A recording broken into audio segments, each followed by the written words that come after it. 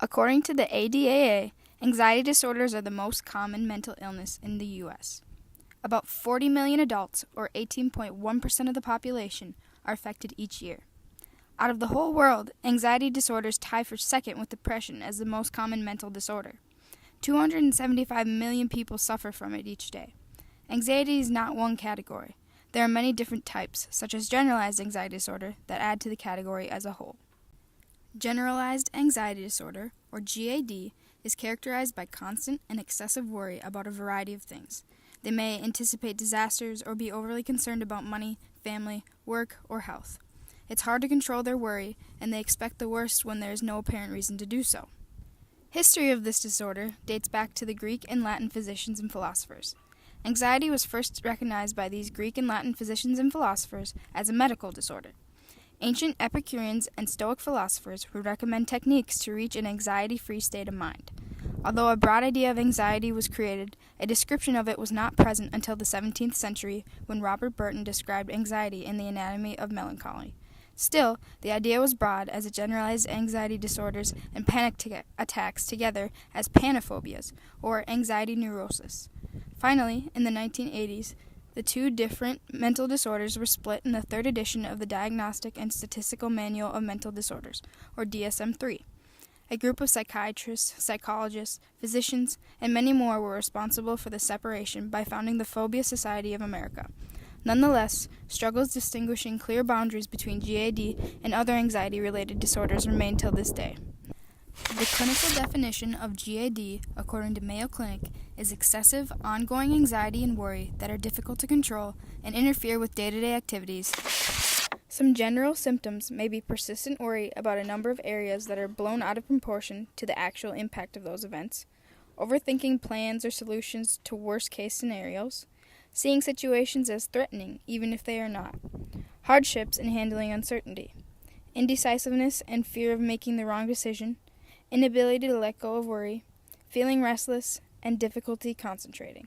Some physical symptoms may be fatigue, trouble sleeping, muscle aches, trembling or twitchiness, nervousness, sweating, irritability, and nausea or diarrhea. Small children may have symptoms of worrying about family member safety, worrying about being on time, and worrying about catastrophic events.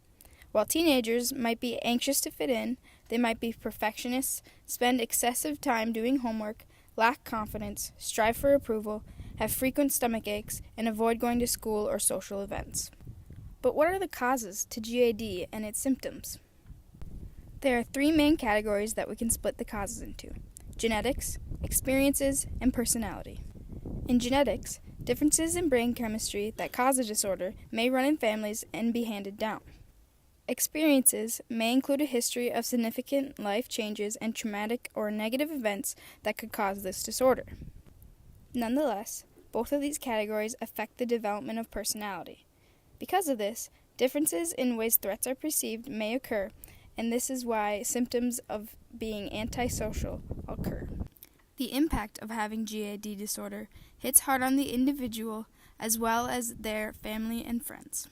Individuals with GAD have an impaired ability to perform tasks quickly and efficiently.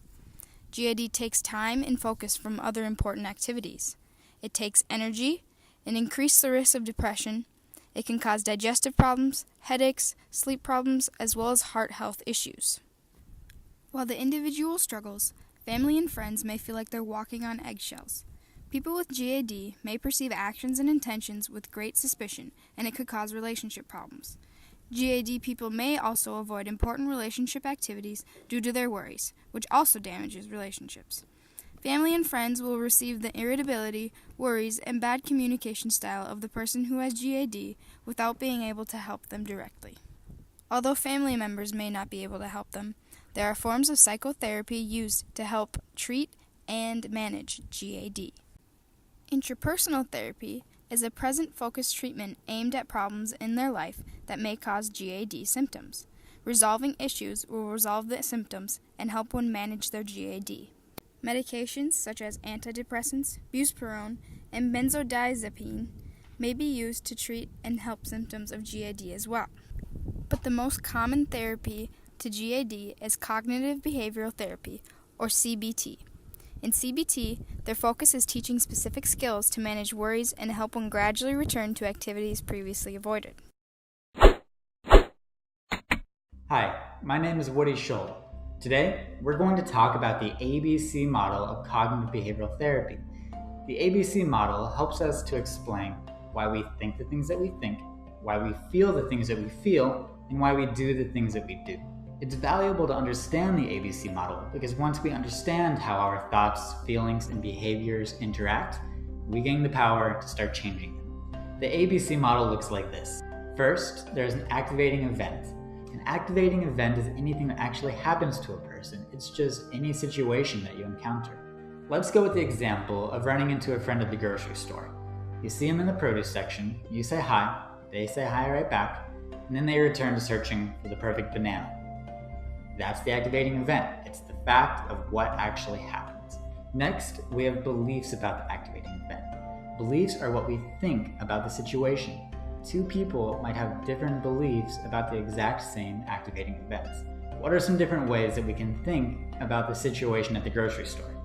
One person might think, I must have done something to upset my friend, they're totally ignoring me.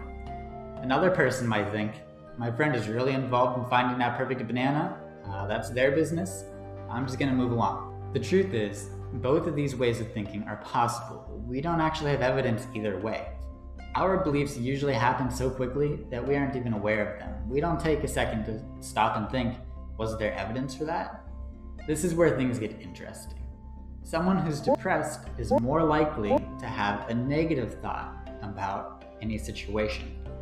Someone who is not depressed is more likely to see the same situation as either neutral or positive. Finally, we have a consequence. The consequence is the result of our belief about the situation. This can include how we feel or what we do because of our beliefs. For example, the individual who felt that their friend ignored them, they might go home feeling hurt, and they might not talk to that friend for a while thinking that they were upset with them. On the other hand, the individual who thought that their friend was just acting funny for no good reason, they'll probably forget about it, go home feeling just fine, and they might call up their friend that evening to check and make sure everything's okay. The consequence stage of the ABC model has an important effect on our lives. The individual who felt ignored by their friend will probably end up having a worse relationship with them, which will further reinforce the idea that they've done something wrong. Now imagine this same pattern applied to almost every relationship and every situation that this person encounters. So that's how the ABC model works, but how can we use it to our advantage? It's not easy, but with practice, we can learn to intervene at either the A, the B, or the C to better control our thoughts, feelings, and emotions. We can intervene in the activating event by avoiding situations that we know usually turn out badly for us. For example, if there's someone that you spend time with and whenever you do, there's some horrible outcome, you might recognize that you should probably spend less time with them. Sometimes that just isn't realistic. In these situations, we can try to change our belief. Going back to the example at the grocery store, the individual who felt that their friend ignored them, they could stop and think, is there really evidence that my friend doesn't like me? Or am I just assuming that? Finally, we can intervene at the consequence. We can do this by learning skills such as deep breathing or meditation to help us manage our emotions, maybe reducing depression or anxiety. Thanks for watching.